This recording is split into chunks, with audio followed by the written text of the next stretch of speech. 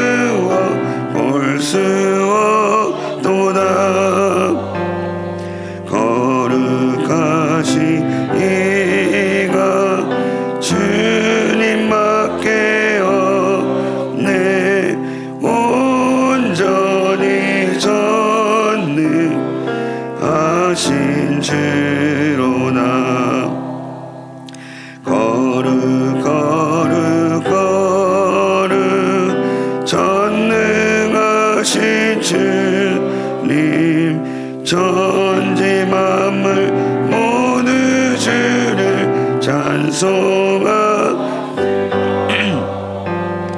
거룩 거룩 거룩 전능하신 주님 성삼위일체 우리 주로나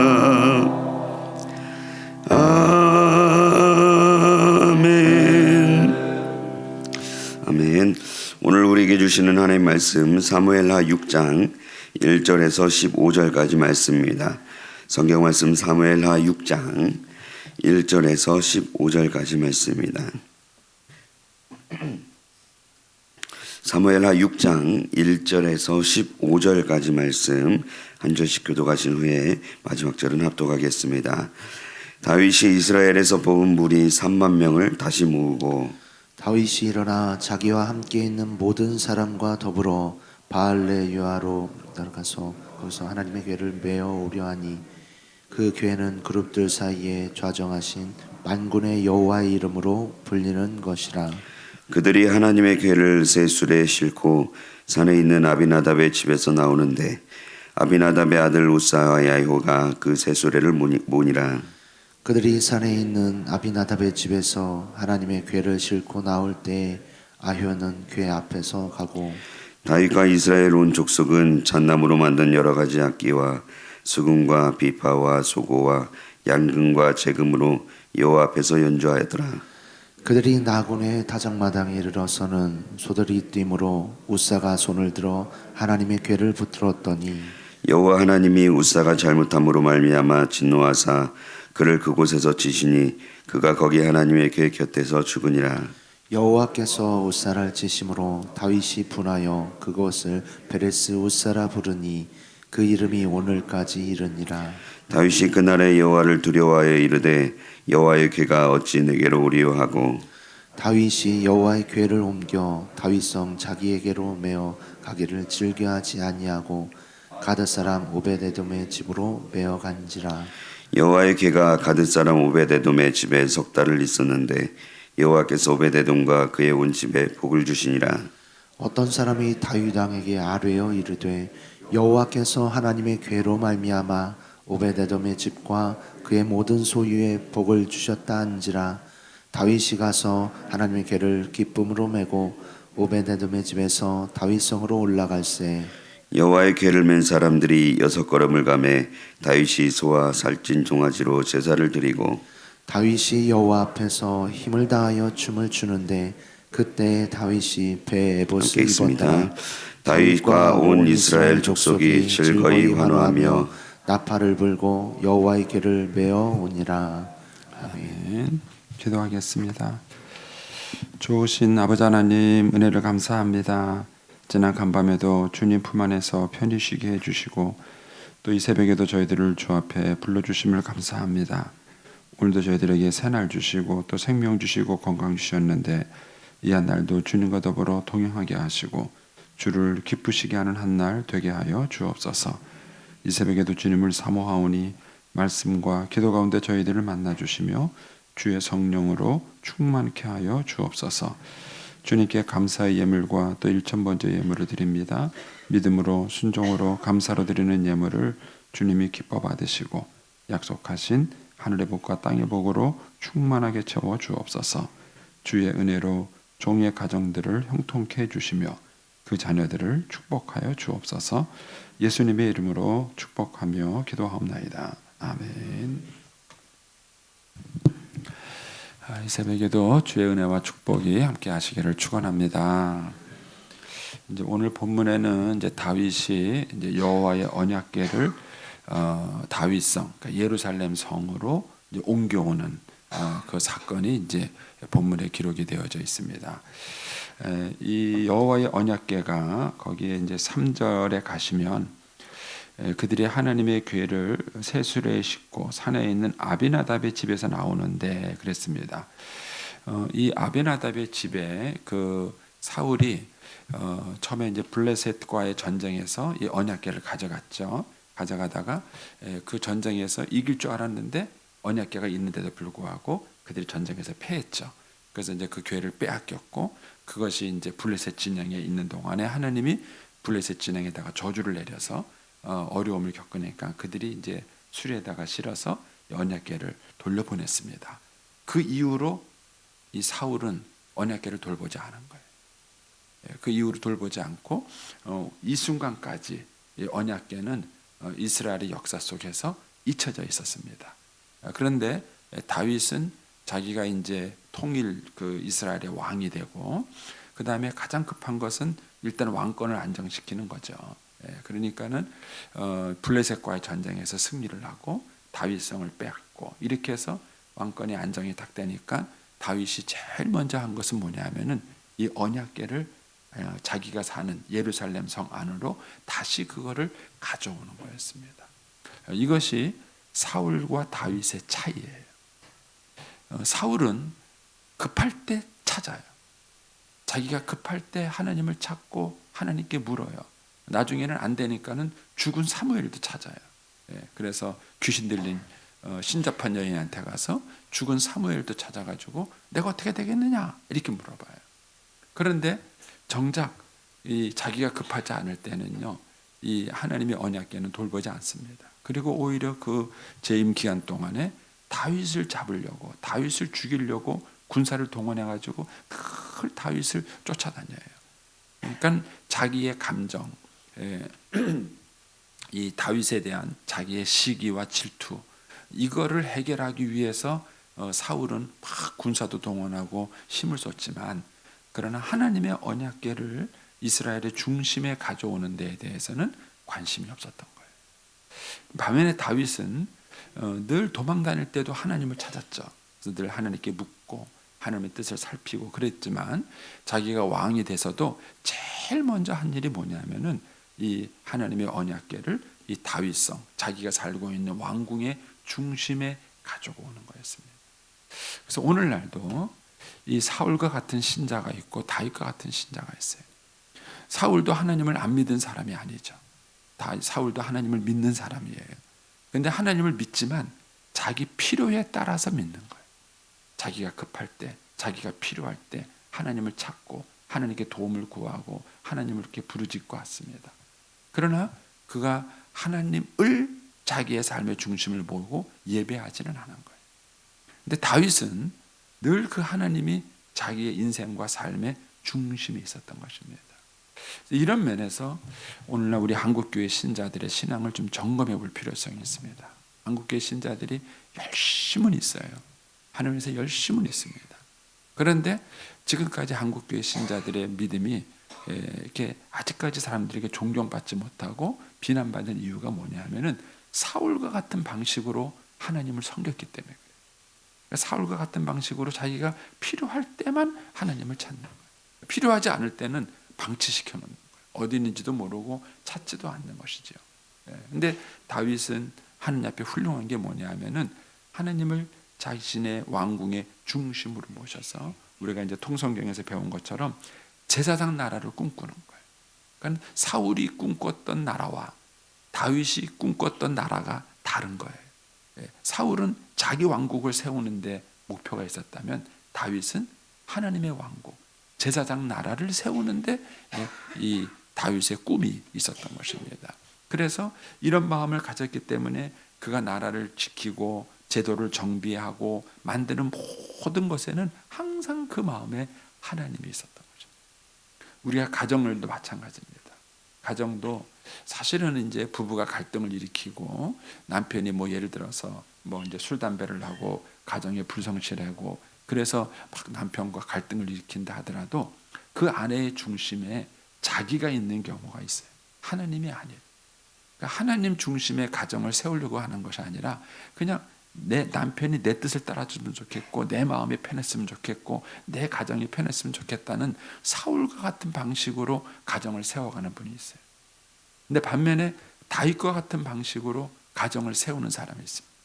이 가정의 중심에 하나님이 계시고 하나님께서 꿈꾸시는 가정이 어떤 가정인가, 하나님께서 원하시는 인생이 어떤 인생인가, 이런 것들을 생각하면서 늘 관심이 거기에 있는 것입니다. 이것이 사울과 다윗의 인생을 크게 다르게 만든 것입니다. 이런 면에서 여러분들이 또 사울과 다윗을 이렇게 이제 비교해 보시면 좋습니다.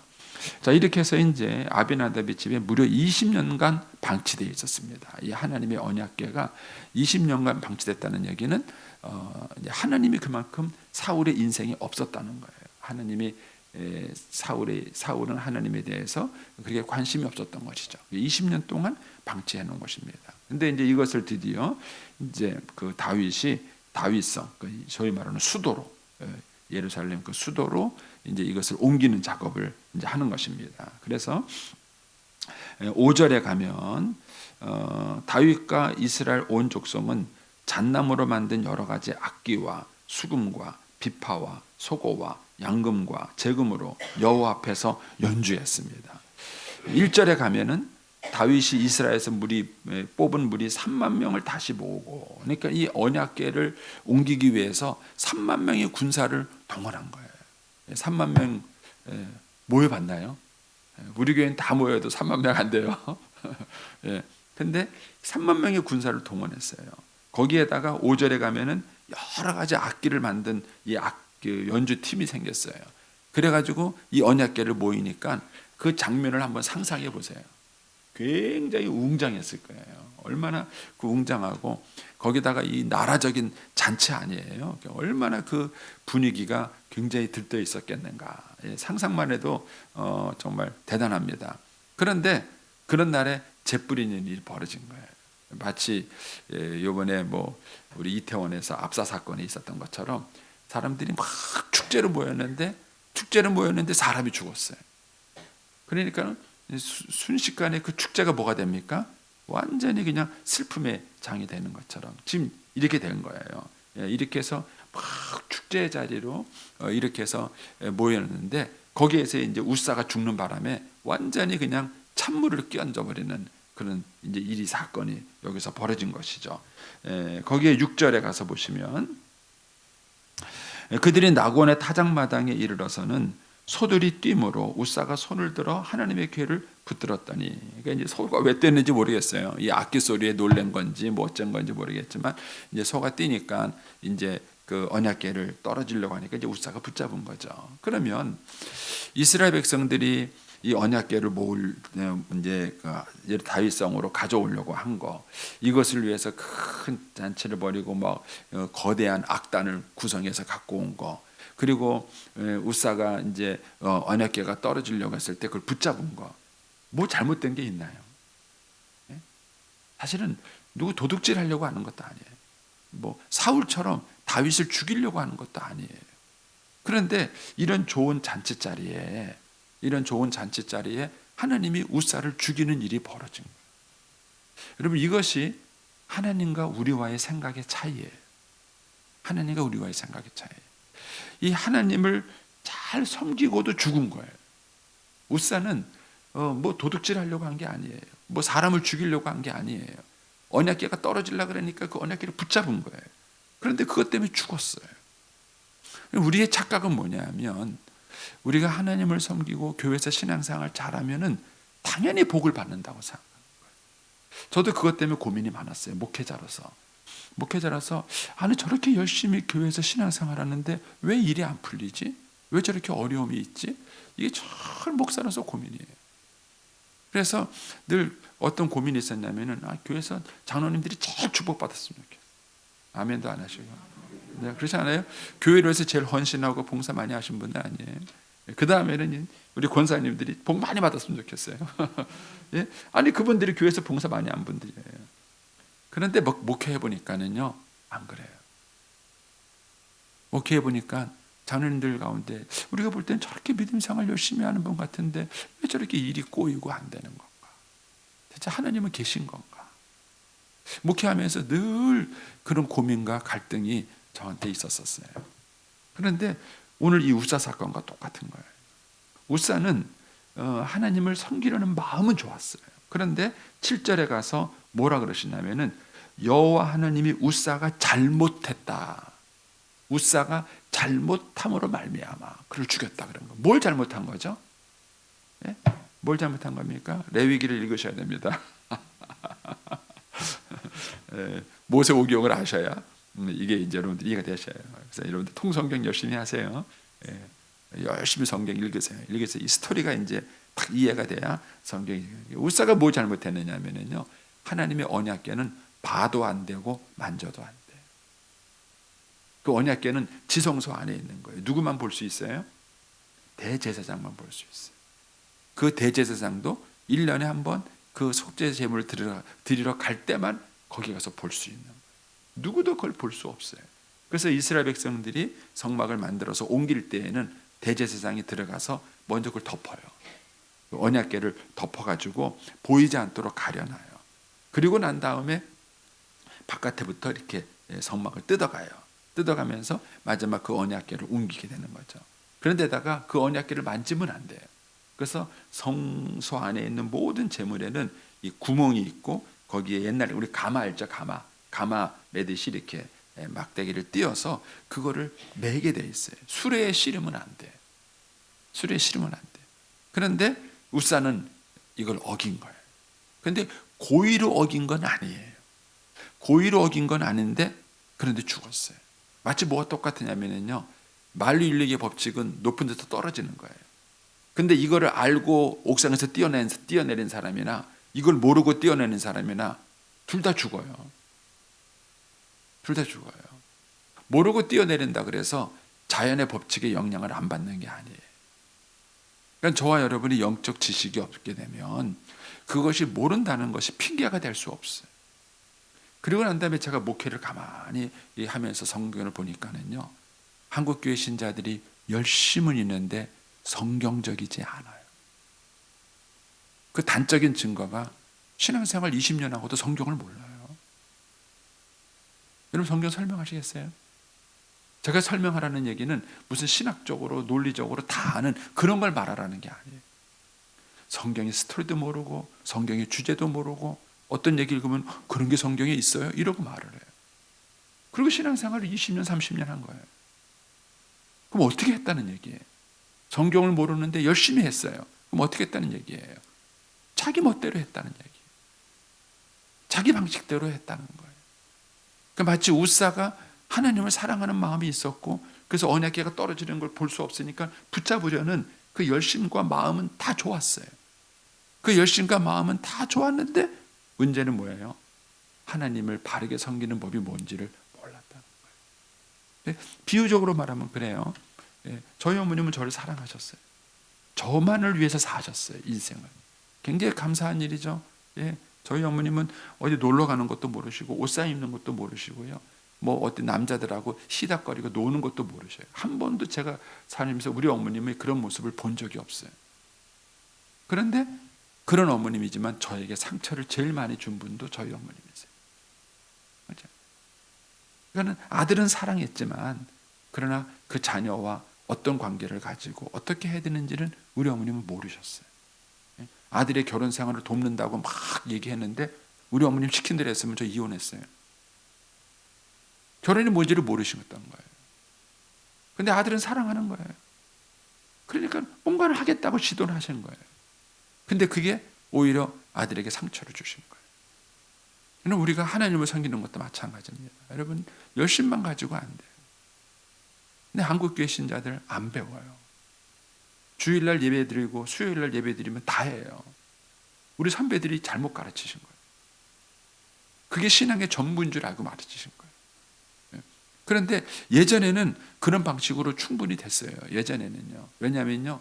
예전에는요. 목사님이 콩으로 매주를 쓴다 그래도 믿었어요.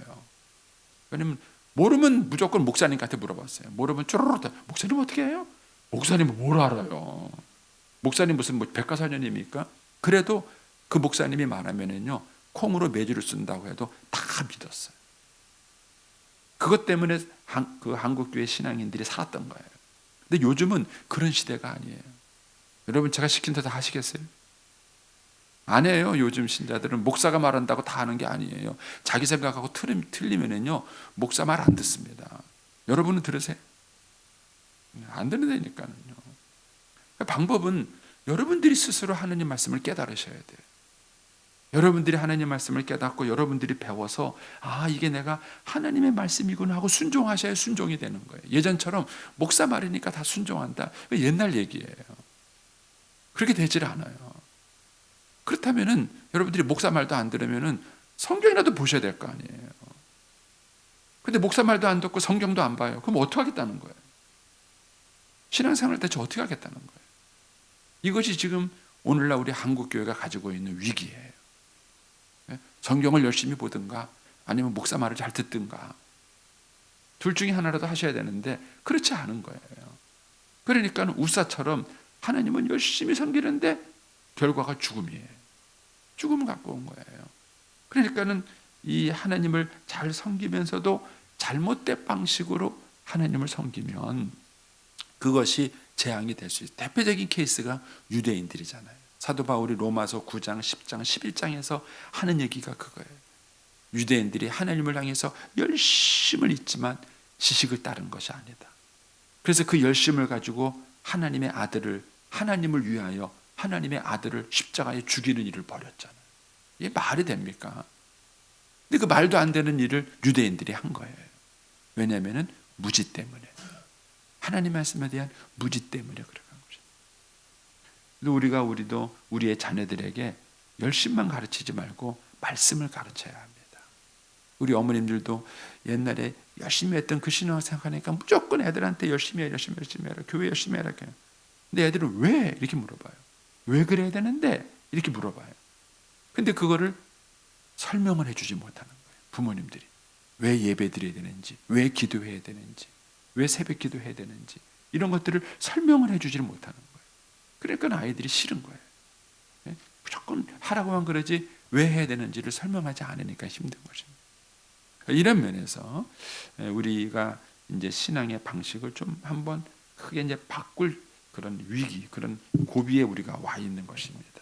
그래서 이 우사가 하나님을 잘 섬기려고 마음은 있었지만 지식이 없었던 것이죠. 이제 그것 때문에 이런 일이 벌어졌습니다. 이제 그러니까 8절에 가시니까 여호와께서 우사를 침으로 다윗이 분했어요.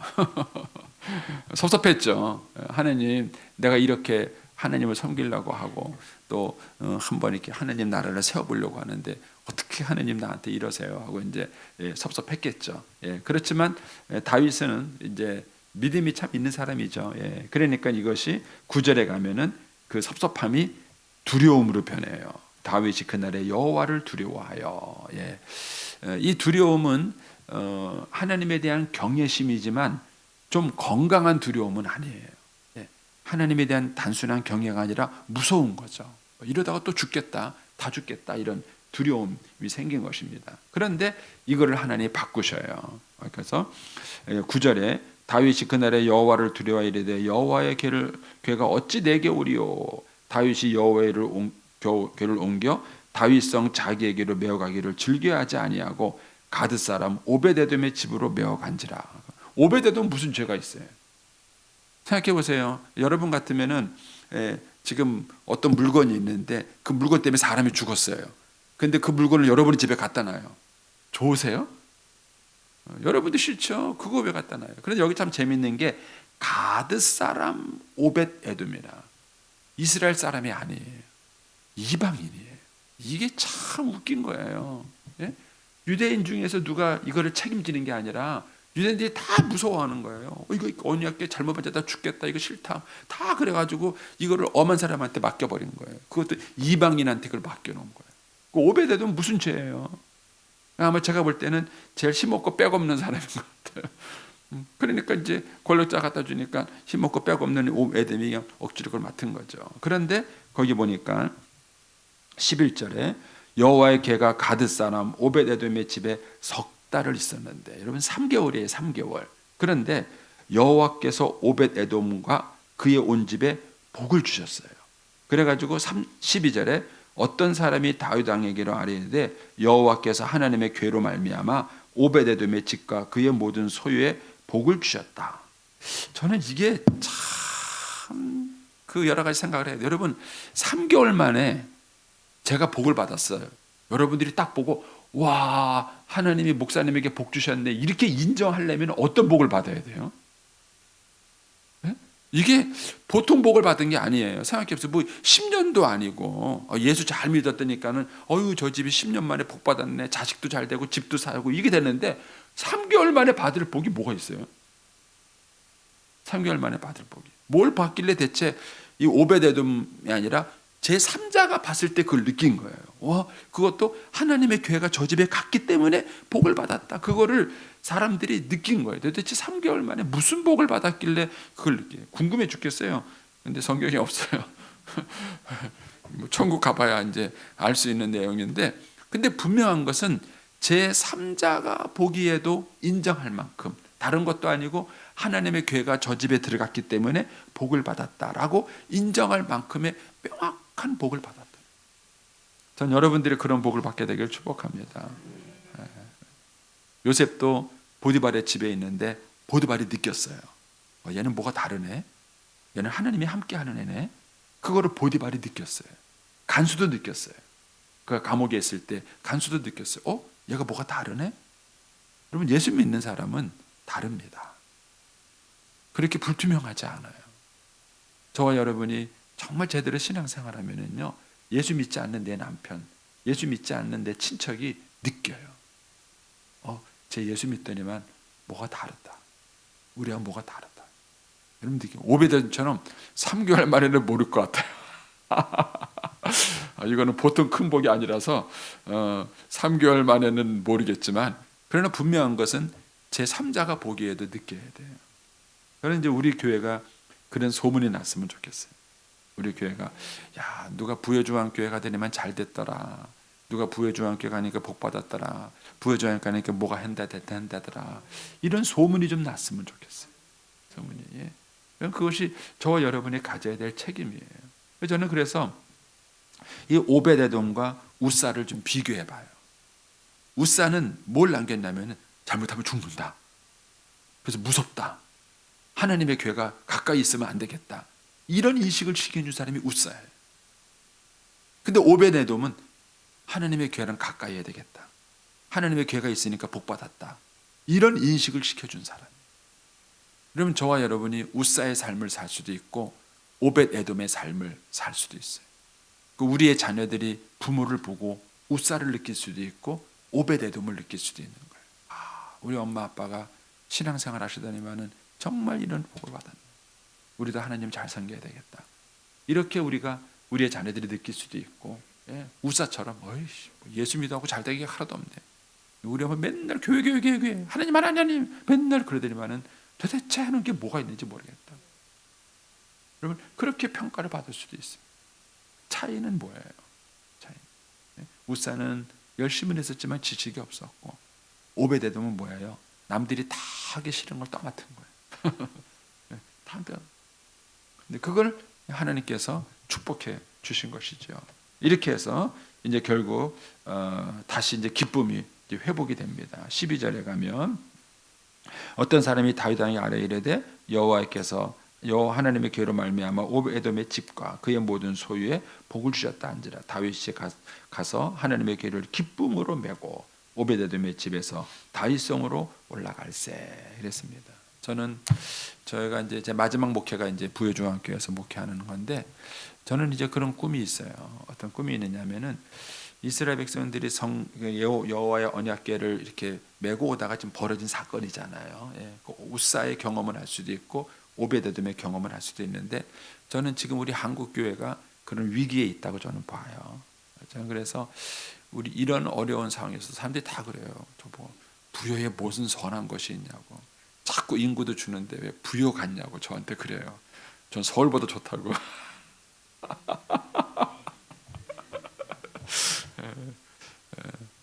저는 그래서 하나님만이 할 수 있는 것, 하나님이 지금도 살아계시다. 그런 걸 보여주는 이제 우리 교회가 되면 좋겠어요. 부여중앙교회 때서 하나님은 지금도 살아계시다. 그러니까 환경과 여건과 관계없이 일하시는 분이시다 하는 걸 좀 보여주고 많은 사람들 만나면요 자꾸 힘들다는 얘기만 해요. 목회가 힘들고 어렵고 막 그런 얘기를 하세요.